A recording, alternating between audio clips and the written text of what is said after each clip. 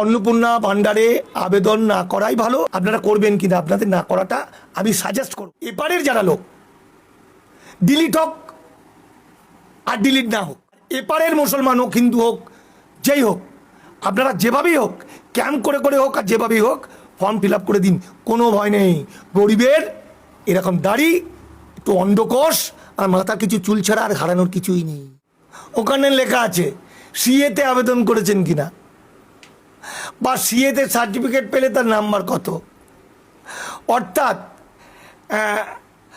বাঁচার জন্য বা অন্য ওই 3000 পাওয়ার জন্য সিএতে আবেদন করছেন, আর সিএতে আবেদন করতে গিয়ে লিখতে হচ্ছে বাংলাদেশ থেকে এসছে অবৈধ পথে। তাহলে আমি আমার সাধারণ মানুষ বন্ধুদেরকে বলবো, সকলকে যাদের সঙ্গে বাংলাদেশের যোগ, তারা অন্নপূর্ণা ভান্ডারে আবেদন না করাই ভালো।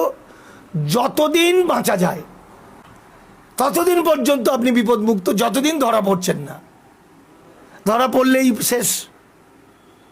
ঠিক একইভাবে আমি এপারের যারা লোক ডিলিট হোক আর ডিলিট না হোক, যারা ডিলিট হয়েছে, আমি মুসলমানদের কথা বলছি। এই মুসলমানরা ধরুন 1 বালতি জল আর 1 বস্তা সিমেন্ট আলাদা করা আছে দুটো জায়গায়, কিন্তু যদি মিশে যায় একবার, ওটাকে কি আর আলাদা করা যাবে? ঠিক একইভাবে পৃথিবীর এমন কোনো শক্তি নেই, যদি না সংবিধান যতক্ষণ না পাল্টাচ্ছে ততক্ষণ বাংলার মুসলমানদের বেনাগরিক করবে। পৃথিবীর কোনো শক্তি নেই, কোনো ওস্তাদের, কারণ এরা সংবিধানগতভাবে নাগরিক।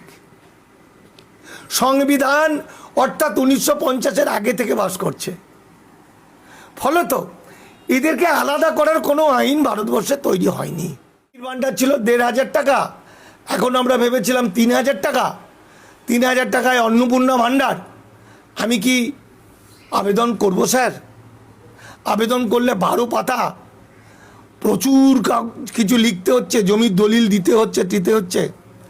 দেখুন, আপনি করবেন কি করবেন না আপনার বিষয়, আর আপনাকে করতে হবে তার কোনো মানে নেই, বা আপনি তার করার যোগ্য কিনা সেটাও মানে নেই। এখানে লক্ষ্মীর অন্নপূর্ণার ভান্ডার কারা পাবে? গরিব, নিতান্তই গরিব, যাদের ছাদওয়ালা বাড়ি নেই, এই ধরনের। তাহলে ছাদওয়ালা বাড়ি কাদের নেই? নিতান্তই গরিব মানুষের। এবার প্রশ্নটা হচ্ছে যে এত কাগজপত্র দিয়ে ভোটার ব্যাংক অ্যাকাউন্ট দিয়ে দিলে আমার কি কি ক্ষতি হতে পারে, আমার ভোটার কার্ড আধার কার্ড দিয়ে দিলে ক্ষতি হতে পারে, তার ওটিপি চলে যাবে, ইত্যাদি ইত্যাদি বলে বাজারে গেবেছে। কিন্তু আসলে গল্পটা তা নয় গুরুদেব। বলবো অন্নপূর্ণা ভান্ডারে 12 পাতায় হোক আর 1200 পাতায় হোক, এই কটা ডকুমেন্ট লাগুক আর 10 গুণ ডকুমেন্ট লাগুক, আপনাকে দিতে হবে আপনার জন্য। কেন? প্রশ্নটা করুন। আপনাকে দিতে হচ্ছে আপনার জমি কতটা আছে। পৃথিবীর কারো ক্ষমতা আছে ভারতবর্ষের আপনার জমিটা কেড়ে নেবে? যদি আপনি নাগরিক হন, কাটতে পারছে না। আপনার কাকে দিচ্ছে টাকাটা? কাকে দেবে? গরিব মানুষকে। খেতে পায় না গরিব মানুষের যে ব্যাংক অ্যাকাউন্ট থাকে 0 ব্যালেন্সের বেশিরভাগ জন, আর 2-4 জনের যে ভালো অ্যাকাউন্ট থাকে তাকে তো কালোবাজারি লাখ লাখ টাকা ঢোকে না, ঢোকে? তাহলে ব্যাংক অ্যাকাউন্ট চলে গেলে তো কি হলো? ব্যাংক অ্যাকাউন্ট করার পর তো বছরের পর বছর টাকা জমাতে পারে না গরিব মানুষ, তো দিলে কি হবে? সিম কিনতে, হসপিটালে চিকিৎসা করাতে, সব জায়গাতেই তো আধার কার্ড দিতে হয়। তাহলে গভর্নমেন্টের সিস্টেমটা গোলমাল নয়, সিস্টেমটা হচ্ছে, ভয়টা কোথায়? আধার কার্ড নিয়ে যারা কাজ করে সাইবার কাপেগুলো জালি করে দিতে পারে, তারা ওটিপি গোটিপি কিছু করতে পারে। কিন্তু সিস্টেমটা হচ্ছে যে তুমি ভারতীয় গরিব, তোমাকে দিয়ে সার্ভে করে নিচ্ছে। শুধু অন্নপূর্ণা ভান্ডার নয়, একসঙ্গে অনেক সার্ভে হয়ে যাচ্ছে, ওরা বারবার বলছে। তাহলে আপনি যখন অংশ নেবেন না তখন অন্য কোনো প্রকল্প পাবেন না, তখন বলবে যে আপনার তো দরকার নেই, আপনার তো পয়সা না। বোঝা গেল? তাহলে অন্নপূর্ণা পেল না, আরও তো অনেক কিছু আছে, কৃষকদের জন্য আছে, যুবকদের জন্য আছে, সেগুলোও সব আটকে দিতে পারে। এক, আটকে দিতে পারে।